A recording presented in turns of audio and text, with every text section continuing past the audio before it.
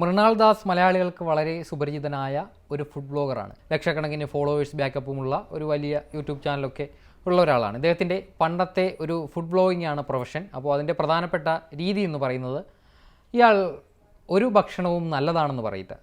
എല്ലാം എന്തെങ്കിലും ചെറിയ ചെറിയ മൈന്യൂട്ടായിട്ടുള്ള കാര്യങ്ങൾ പോലും കൃത്യമായിട്ട് പറയും. അത് ആസ്വദിക്കുന്ന ആളുകളുണ്ട്, അതിനെതിരെ വിമർശനം ഉന്നയിക്കുന്ന ആളുകളുണ്ട്.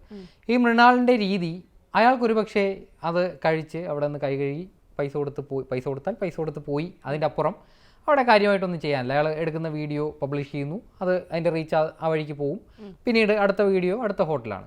പക്ഷേ ഈ ഒരു ഫുഡ് ബ്ലോഗിൻ്റെ ഇമ്പാക്റ്റ് അനുഭവിക്കേണ്ടി വരുന്നത് ആ ഒരു കച്ചവടം നടത്തുന്ന സ്ഥാപന ഉടമയായിരിക്കും.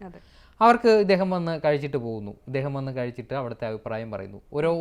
ഓരോരുത്തർക്കും ഓരോ തരത്തിലുള്ള ഭക്ഷണം ഏത് ഭക്ഷണമാണെങ്കിലും അത് ആസ്വദിക്കാനുള്ള കഴിവ് വ്യത്യസ്തമാണ്. ഇദ്ദേഹം വന്ന് പറഞ്ഞിട്ട് പോകുന്നു, അവിടുത്തെ ഭക്ഷണം എനിക്ക് ഇഷ്ടപ്പെട്ടില്ല,